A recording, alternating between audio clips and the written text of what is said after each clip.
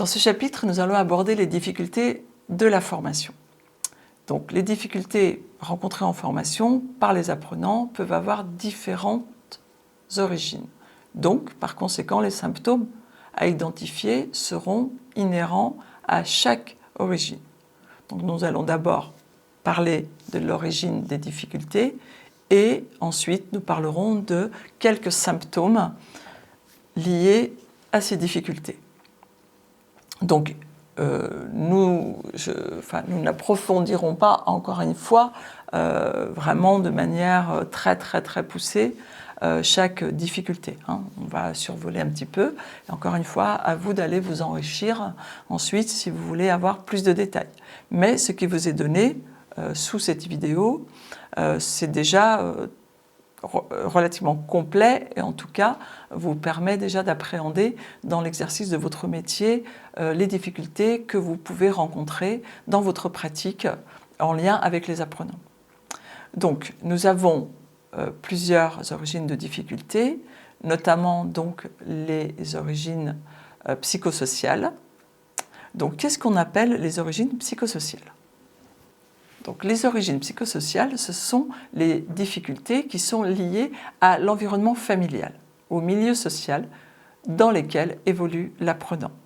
Donc, ces difficultés peuvent avoir une incidence sur l'interaction entre les individus, l'adaptation au travail en groupe et provoquer également des difficultés relationnelles. C'est-à-dire qu'un apprenant qui a des difficultés psychosociales, eh bien, il aura du mal à interagir avec ses collègues. Il aura du mal à s'adapter au travail en groupe, etc., etc. Donc ensuite, on va avoir les difficultés d'ordre périphérique. Donc on sera encore sur des difficultés liées à l'environnement, mais là, il sera extérieur, il ne sera pas forcément familial. Donc ça sera du domaine de la santé, du logement, du transport, d'un problème de papier pour les personnes qui ne sont pas d'origine française, par exemple. Des gens qui ont des problèmes, qui peuvent être en colocation, qui peuvent vivre chez de la famille. Il y a parfois des apprenants qui viennent d'autres régions et quand ils viennent se former à un tel endroit, eh bien, ils habitent soit chez l'habitant, soit dans la famille. Donc on peut avoir des difficultés qui apparaissent pendant le parcours de formation et qui sont donc de l'ordre périphérique. Ensuite, on va avoir les difficultés psychomotrices. Alors, les difficultés psychomotrices, on ne va pas rentrer dans le détail ici, mais ce sont souvent des difficultés liées à une situation de handicap. Donc, on peut avoir, par exemple, des difficultés de coordination sensorielle et moteur.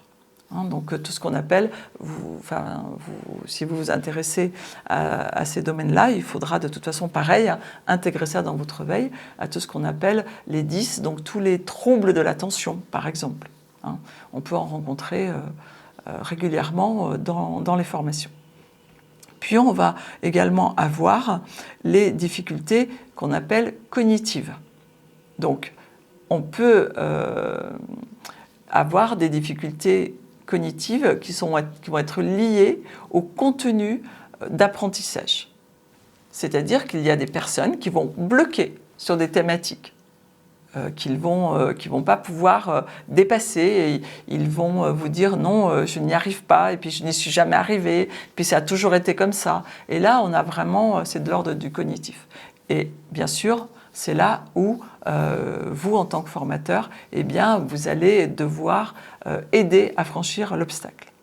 On peut aussi retrouver des difficultés liées à des troubles 10. C'est ce dont je vous parlais tout à l'heure sur les difficultés psychomotrices, mais on peut aussi retrouver ça dans la famille l'origine des difficultés cognitives.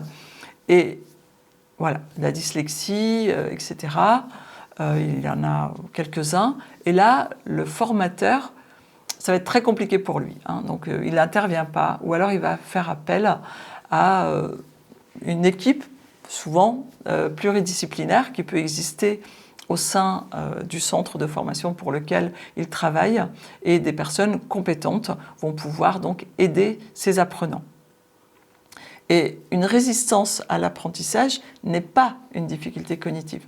Vous pouvez très bien avoir une personne dès que vous lui proposez des chiffres, des problèmes à résoudre par le biais de mathématiques, eh bien, il va faire un blocage. Ça, ce n'est pas une difficulté cognitive. C'est ce qu'on appelle un sentiment d'efficacité personnelle. Dans un domaine, la personne n'a pas confiance en elle et pense qu'elle ne peut pas y arriver parce qu'elle a des expériences vécues qui l'en empêchent. C'est tout à fait autre chose. Ensuite, on va avoir ce qu'on appelle les origines affectio-motivationnelles. C'est-à-dire que ça va être de la peur, le stress, l'anxiété, le désintérêt, le manque de confiance, etc., etc. Donc ça va vraiment être de l'ordre de l'affectif. Et cet affectif va venir influencer la motivation des personnes pour la formation.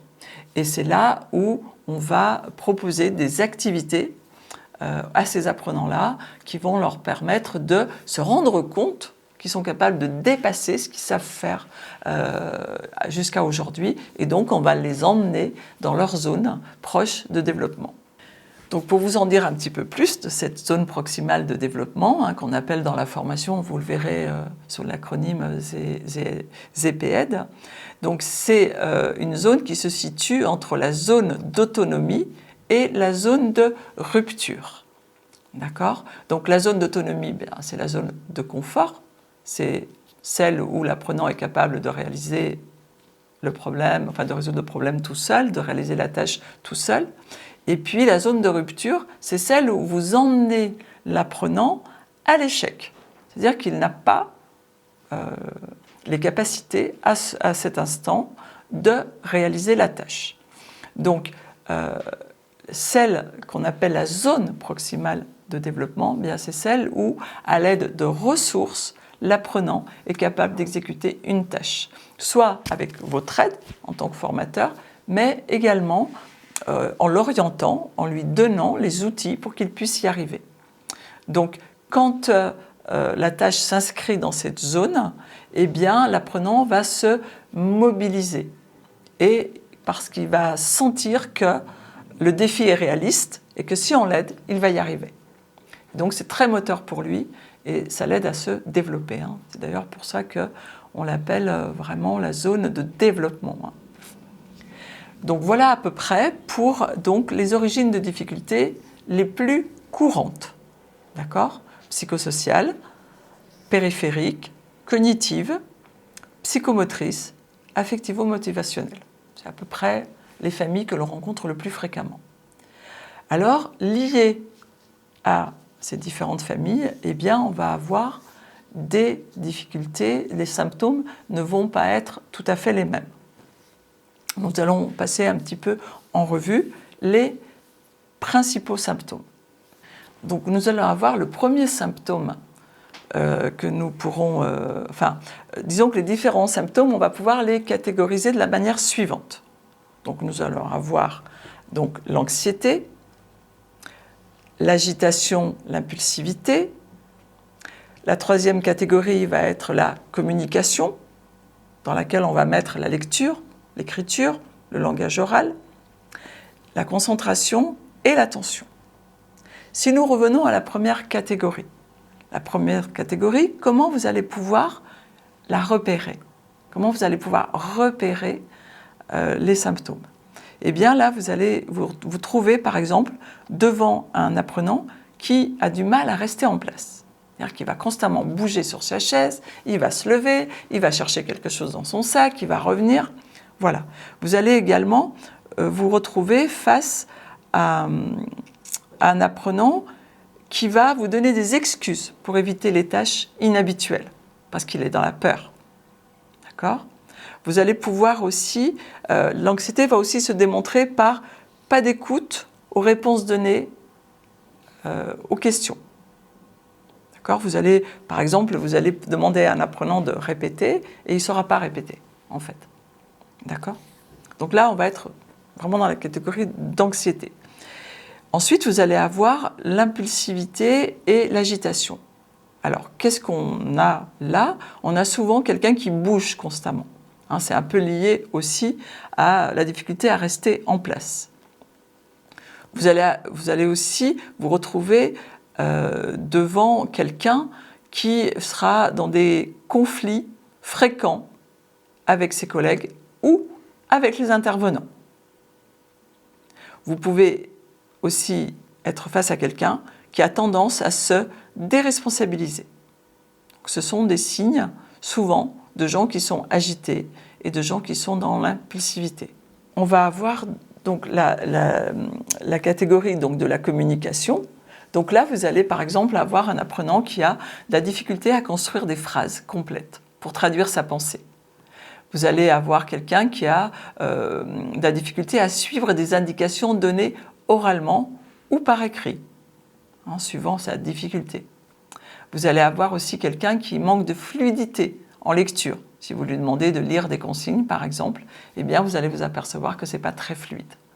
Donc ça, c'est aussi des symptômes de difficulté qu'il peut avoir en communication. Ensuite, on va avoir la concentration et l'attention. Donc là, vous allez pouvoir, par exemple, le constater chez un apprenant qui prend toujours beaucoup de temps pour s'installer avant de démarrer à travailler. Vous allez avoir aussi quelqu'un qui se laisse facilement distraire par les bruits ambiants ou autres stimuli, quelqu'un qui va bâcler son travail.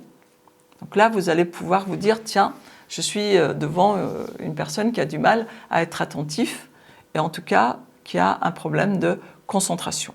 Vous pouvez trouver sous la vidéo une liste complète, enfin en tout cas plus complète, des différents symptômes liés aux différentes catégories. Et donc, voilà, vous pourrez les mémoriser, vous en servir dans votre future pratique, et en tout cas, déjà commencer un petit peu à les observer autour de vous, si par exemple vous intervenez déjà, et en tout cas vous avez déjà animé des groupes en formation. N'hésitez pas à poser vos questions, et je vous donne rendez-vous au chapitre suivant, où nous parlerons de comment remédier aux difficultés individuelles d'apprentissage.